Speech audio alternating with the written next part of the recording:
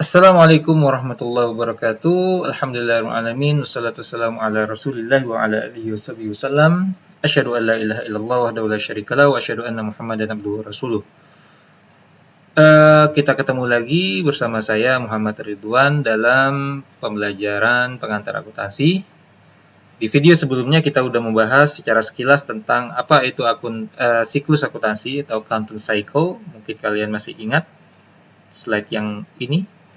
Ya, slide yang begitu indah dan mempesona ini. Nah, siklus akuntansi ini berlaku untuk semua jenis bisnis, ya. Sebagaimana sudah pernah kita bahas, yaitu badan usaha menurut akuntansi sesuai dengan jenis usahanya atau sesuai dengan jenis kegiatannya itu dibagi 3. Usaha jasa, usaha dagang, dan usaha manufaktur. Nah, video kali ini kita akan membahas tentang siklus akuntansi yang terkait dengan usaha jasa. Tentu ya nggak mungkin kita bahas semuanya, kita bahas satu-satu. Ya, kita bahas satu-satu, dikit-dikit. Yang penting kita ngerti. Oke, kita bahas siklus akuntansi untuk perusahaan jasa dulu. Jadi yang paling sederhana kita bahas untuk perusahaan jasa. Nah, kita tidak bahas lagi siklus akuntansinya karena toh sudah kita bahas dalam video sebelumnya. Sekarang kita akan mulai membahas secara detail dari yang pertama, yaitu jurnal. Ya, pencatatan, mana jurnal ini mewakili pencatatan. Awalnya dari transaksi, kemudian dari transaksi ini harus ada bukti transaksi. Ingat kalian, anak-anak akuntansi, segala sesuatu harus berdasarkan bukti, jangan berdasarkan omongan. Ya, kalau cuma ngomong, semua bisa ngomong, gitu ya. Oke, nah setelah bukti transaksi ini betul-betul bisa bisa diyakini kebenarannya, ya kita lakukan jurnal. Nah, pada video kali ini kita akan membahas jurnal ini. Nanti yang item-item selanjutnya dalam siklus akuntansi akan kita buat video tersendiri. Oke, jurnal umum. Inilah namanya jurnal mencatat harian, kegiatan harian, transaksi harian, itu namanya jurnal umum. Bahasa Inggrisnya General Journal, jurnal umum. Mungkin kalian sering dengar istilah ayat jurnal. Nah, ayat jurnal itu per kejadian. Bahasa Inggrisnya journal entry. Entry ini kan masukan. Jadi setiap mencatat per transaksi. Nih, disebutkan di sini. Ayat jurnal adalah suatu buku harian. Jadi dia sejenis buku harian sifatnya. Terus tempat untuk mencatat semua transaksi yang terjadi ya, dalam perusahaan secara sistematis, ada aturannya dan kronologis, ada urutannya sesuai urutan. Dan pencatatan tersebut dilakukan sesuai dengan bukti-bukti. Ya, ingat bukti, jangan omdo ya. Dan ketika menjurnal tersebut, kita menyebutkan rekening yang terlibat. Ya, dan kita masukkan ke dalam debit dan kredit sesuai dengan rekeningnya masing-masing. Itulah yang dinamakan proses menjurnal. Bagaimana bentuk jurnal umum? Nih, ini dia bentuknya. Ya, tabelnya. Kolomnya ada kolom tanggal. Ya, tanggal ini untuk mencatat tanggal transaksinya. Ya, sesuai urutannya. Kemudian perkiraan ini istilah lama ini. Nah, maksud perkiraan dimaksud adalah akun atau rekening ya. Rekeningnya atau keterangannya. Jadi di sini kita letakkan nama-nama akunnya. Misalkan kas, pembelian, penjualan dan sebagainya. Nah, ini referensi. Ini adalah untuk mengisi nomor rekening-rekening yang ada di dalam keterangan tadi. Kita isi juga di sini. Misalkan kas, nomor rekeningnya, misal nomor rekeningnya 111. Maka apabila di sini ada kas, kita bikin sini 111. Kapan kita membuatnya? Nanti pas memposting. Ya, nanti dalam contoh kita ketika melakukan siklus, kita akan praktekkan ini. Jadi jangan kita bikin jurnal langsung bikin di sini. Enggak, bukan gitu. Jurnal aja, refnya kosongkan dulu. Nanti pas posting baru referensinya diisi. Ya, tujuannya supaya apa? Supaya ketahuan mana yang sudah diposting, mana yang belum. Kalau yang sudah berisi, berarti sudah diposting. Karena kita hanya mengisi kolom ref ini ketika kita memposting. Jadi kalau misalkan rekening yang ada di dalam jurnal ini udah puluhan, ada yang sebagian sudah berisi, ada yang belum, maka yang berisi itu adalah yang sudah diposting. Apabila cara kerja kita adalah kita mengisinya ketika memposting.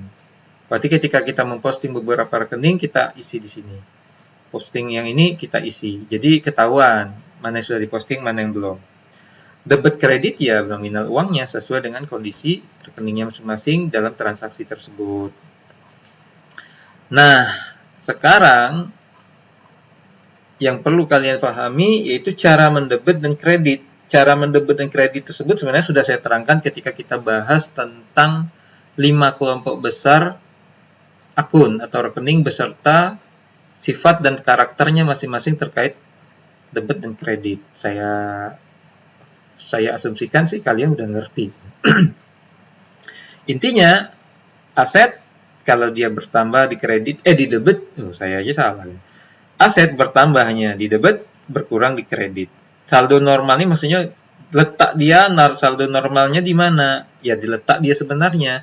Maka asumsinya saldo normal ini maksudnya sama dengan kalau dia bertambah. Pasti sama. Maka aset kalau bertambah di debit, berkurang di kredit. Ya, utang, kewajiban bertambah malah di kredit, berkurangnya di debit. Ekuitas juga bertambahnya di kredit, ya, berkurangnya di debit. Prive ini sebenarnya bagian daripada equity sih, cuman dia sifatnya kontra equity. Lawan dari ekuitas, walaupun dia bagian dari ekuitas. Makanya ketika ekuitas bertambah di kredit, prive malah bertambahnya di debit. Berkurang malah di kredit. Oke lah. Sama seperti aset juga ada yang seperti itu. Kontra aset, walaupun dia termasuk aset. Apa contohnya? Akumulasi penyusutan. Akumulasi penyusutan bagian dari aset, rekening aset, tapi dia kontra. Alias kalau aset bertambahnya di debit, kalau akumulasi penyusutan yang merupakan bagian dari aset, bertambahnya malah kredit, dia ngurangin aset. Karena memang akumulasi penyusutan memang mengurangi aset. Akumulasi penyusutan gedung tanah tidak disusutkan ya. Peralatan mesin gitu ya. Pendapatan bertambahnya di kredit. Masih ingat ya, tadi kemarin udah diajarin tuh. Pendapatan bertambah di kredit, berkurang malah di debit. Biaya balik lagi ke aset, bertambah di debit, berkurangnya di kredit. Ya, kalian lihat lagi video-video sebelumnya, ya lihat di buku juga bisa dibaca, dan cara memahaminya dan menghafalnya seperti yang sudah saya ajarkan kemarin. Nah, sekarang kita lihat contoh. Nah, yang penting praktek nih. Ya, yang penting prakteknya. Kalau kalian sudah sering banyak belajar, banyak berlatih, banyak mengerjakan contoh, maka nanti kalian akan bisa melakukan jurnal ini dengan mudah. Intinya kalian setiap terjadi transaksi, kalian pikirkan, kalian analisis rekening apa yang terlibat. Nah, gitu. Misal, transaksi pertama, misal tanggal 1 Desember. Nyonya Risa, siapa dia? Siapa beliau Nyonya Risa? Maka Nyonya Risa ini adalah orang yang saya tidak kenal gitu ya. Ya, namanya juga contoh. Nah, Nyonya Risa ini menginvestasikan uang pribadinya, uang pribadi dia. Kemarin sudah saya ajarkan, kalau uang pribadi ya dipakai untuk investasi di usahanya, kalian pasti udah tahu itu kemana perginya. Liabilitas ataukah ekuitas? Apa? Liabilitas? Bukan. Ekuitas? Benar. Ya. Oke, berarti 6 juta ke perusahaannya sendiri. Nah, kita analisis nih, apa rekening atau akun yang terlibat ketika Nyonya Risa investasi uang pribadinya 6 juta. Apa yang terlibat kira-kira? Terlintas di pikiran kalian pertama apa? Ya jelas lah ini. 6 juta ini apaan? Duit kan?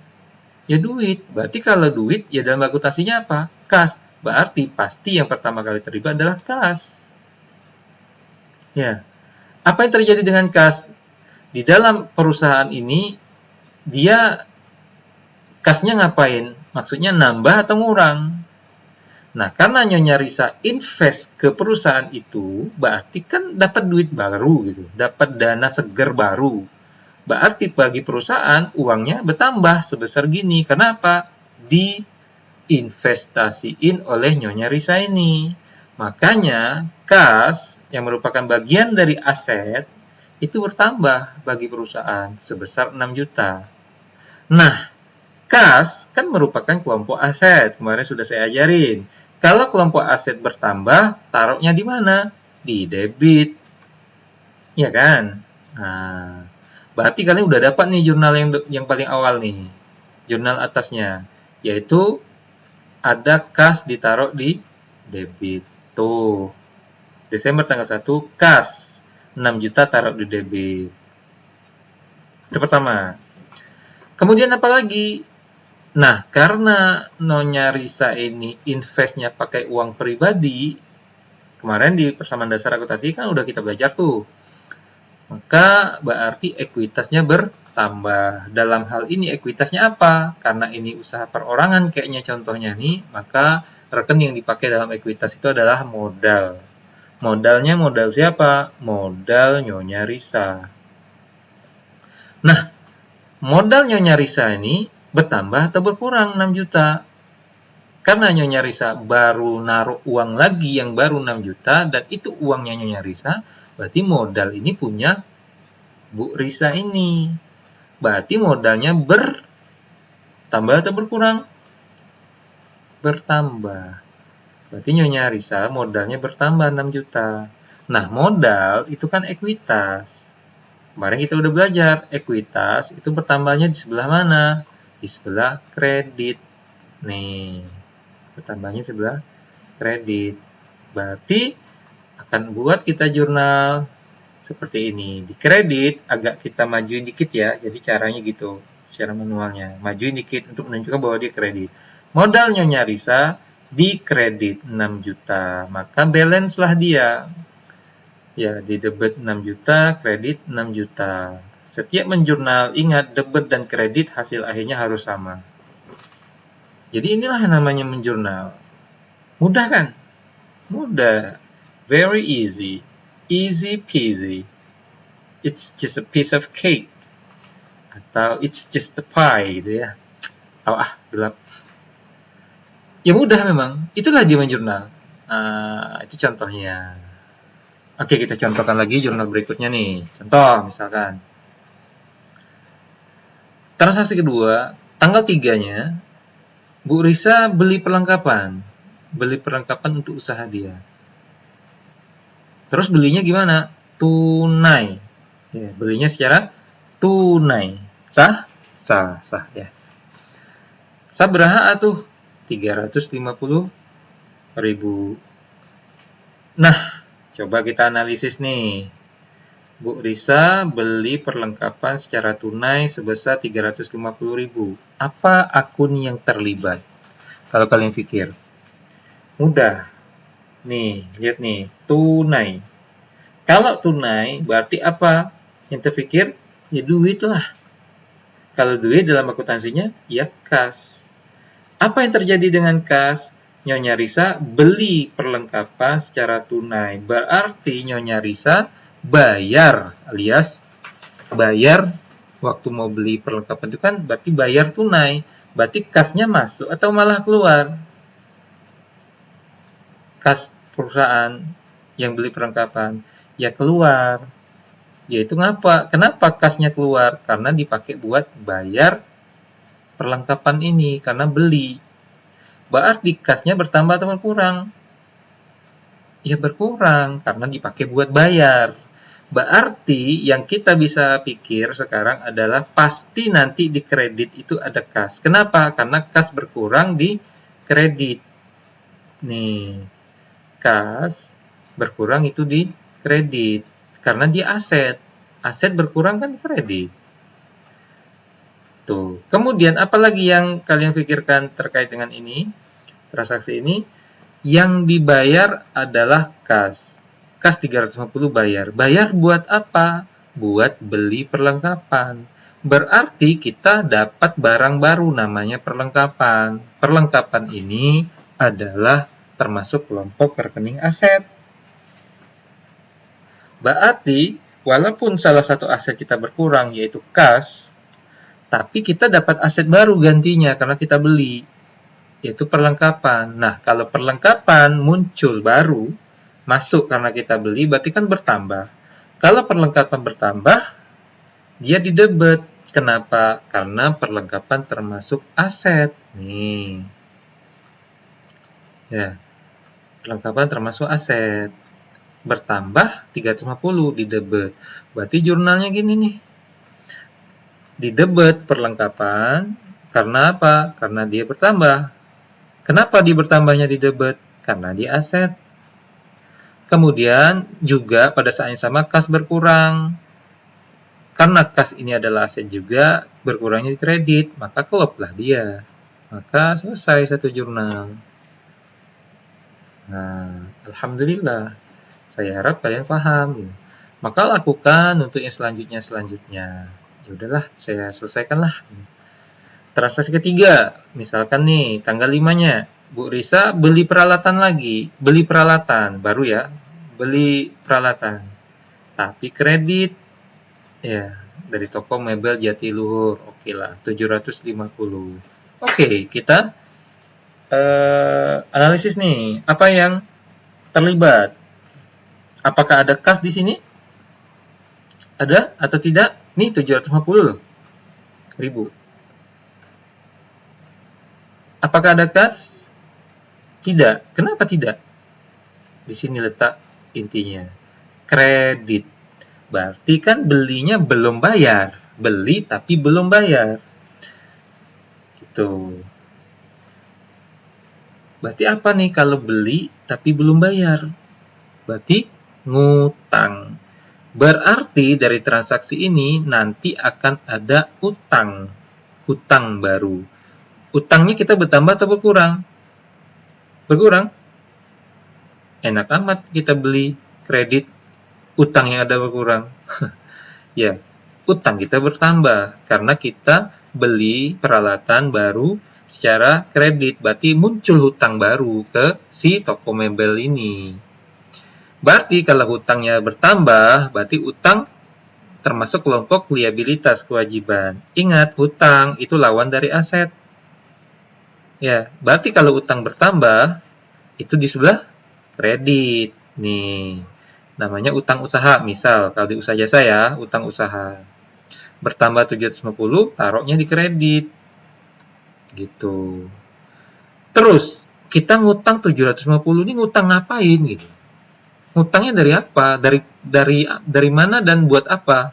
Karena kita beli peralatan. Nah, berarti kita dapat peralatan baru dong. Iya, peralatan ini termasuk kelompok rekening aset. Berarti peralatan kita bertambah alias aset kita bertambah. Nah, aset bertambah kan sebelah debet. Berarti jurnal selanjutnya adalah peralatan. Peralatan ini ditambah 750 ya sebelah debet karena dia aset. Maka kita gabungkan ini dua ini menjadi satu jurnal. Inilah jadinya. Peralatan di sebelah debet karena dia bertambah di sebelah debet karena dia termasuk rekening aset. Kemudian utang usaha juga bertambah, cuman kan di sebelah kredit bertambahnya. Klop, ya klop, ngimbang kan? Ngimbang. Oke ya. Makin lancar nih kayaknya nih, makin paham nih kalian. Makin paham. Ya setelah jelaskan kayaknya makin paham nih. Paham nggak? Paham, Pak. Paham, Pak. Ya jangan hampa lah. Paham lah ya. Oke. Contoh lagi nih, transaksi keempat. Misalkan tanggal 15-nya, langsung loncat 10 hari. Baguslah. Biar nggak capek saya jelasinnya ya. Tanggal 15-nya, Bu Risa menerima uang dari pelanggan sebesar 500.000. Nah, apa yang terjadi ini, saudara-saudara? Apa yang bisa kalian analisis? Pertama, 500.000. Kita konsentrasikan pada angka dulu ya. 500.000. 500.000 ini apa? Uang. Uangnya ada apa dengan uang? Kita terima. Nyonya Risa ini maksudnya perusahaan menerima uang dari pelanggan. kalau sudah istilah menerima uang, berarti kan uang ini kan duit. Nah, duit ini kan dalam bahasa akuntansinya kas. Kalau menerima, berarti kan kita nerima kas. Kalau menerima kas, berarti kasnya bertambah atau berkurang? Bertambah lah pasti ya. Pinter kalian, tahu soal duit itu pinter kalian ya. Nah, bertambahlah kas. Nah, kas bertambah di sebelah debit. Oke, karena kas memang termasuk kelompok aktif, aset ya. Bertambah berarti di debit. Lah, kreditnya apa? Kreditnya apa? Gimana cara kita mikirnya, analisisnya? Gini, kita menerima uang sebesar 500.000. 500.000 ini adalah uang yang kita terima. Dari siapa? Dari pelanggan. Kalau uang itu kita terima dari pelanggan, itu namanya apa? Itulah yang namanya penghasilan atau pendapatan. Karena pelanggan itu adalah orang yang kita layani. Ya, orang kita layani, kita berikan jasa. Karena itu contohnya kan usaha jasa nih. Berarti dia sudah kita berikan pelayanan, servis, dan dia bayar. Berarti uang yang dia bayar itu, yang kita terima dari dia, itu adalah uang dari hasil pelayanan kita. Nah, pelayanan itu kan memang itulah usaha kita. Memang itulah operasi usaha bisnis kita, yaitu usaha jasa. Ya. Berarti uang yang kita terima dari pelanggan itu namanya pendapatan kita. Makanya dalam akuntansi pendapatan itu pendapatan namanya. Tuh pendapatan, misalkan pendapatan jasa. Pendapatan jasa. Misalkan kita perusahaan kita nih, perusahaan Nyonya Risan misalkan jasa konsultasi, maka ya pendapatan jasa konsultasi misalkan. Ini kan di sini kan contohnya pendapatan jasa aja secara umum. Nah, berarti kan pendapatan jasa muncul baru. Tadi belum ada, sekarang dia bayar, berarti kita dapat pendapatan baru. Nah, pendapatan kita berarti bertambah dong. Nah, pendapatan kita bertambah sebelah mana? Ingat, pendapatan bertambah sebelah kredit. Karena pendapatan itu lawan dari beban. Kan beban bertambahnya di debit, sama dengan aset. Ya, aset dan beban itu bertambahnya debit. Itu sama, cuma dua itu yang sama. Sisanya bertambahnya kredit semua, termasuk pendapatan. Berarti pendapatan bertambah di sebelah kredit. Oke, berarti udah dapat nih. Kita tinggal bikin jurnal. Ya, ini dia jadinya. Tadi kita menerima kas 500, berarti kas bertambah. Sebelah debit. Kenapa tambahnya sebelah debit? Karena kas itu adalah aset. Kemudian pendapatan jasa bertambah. Kita taruh sebelah kredit. Kenapa dia sebelah kredit? Karena dia adalah rekening revenue pendapatan. Kan memang bertambahnya kredit. Klop. Jadi satu jurnal. Debit kredit seimbang. Oke ya, saya harap kalian makin paham. Transaksi kelima. Tanggal 20 Desember. Contoh, perusahaan bayar biaya listrik 250.000. Analisis lagi. Kalau bayar biaya listrik, apa yang paling kalian pikirkan pertama yang teringat? Ya pasti duit lah. Apalagi kalau bukan duit. Zaman sekarang. Sama zaman dulu juga. Gitu. Nah, 250.000 ini adalah duit kas. Ada apa dengan kas? Masuk atau keluar? Kasnya keluar. Dari mana tahu? Nih, dibayar biaya. Berarti kita bayar kas. Lah, kalau kasnya kita bayar, berarti kan kas kita keluar dipakai. Kenapa? Karena buat bayar. Kalau kas kita pakai buat bayar, berarti berkurang. Kas berkurang di sebelah kredit. Tuh, kredit. Kas ya, ini salah nih.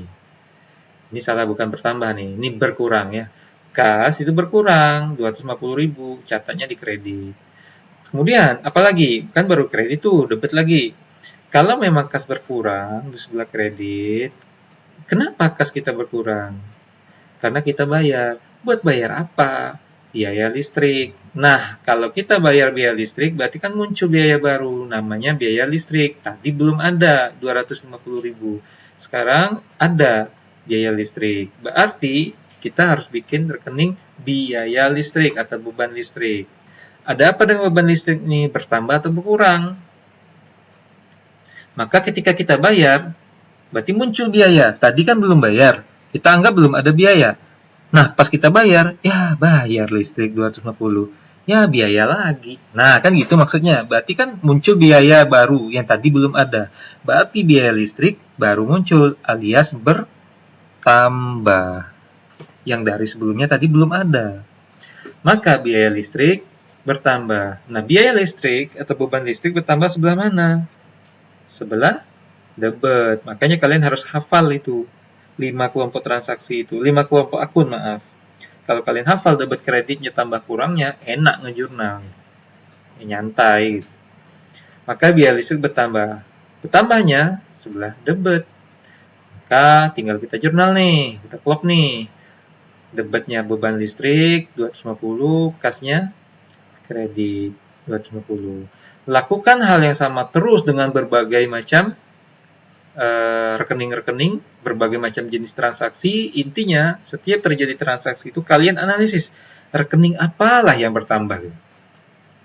Rekening apa yang bertambah, rekening apa yang berkurang, rekening apa yang terlibat, nambah atau ngurang. Maka setelah dapat, kalian masukkan ke jurnal dan ingat, ya, double entry. Debit dan kredit harus sama-sama masuk dan harus sama hasil akhirnya. Ya.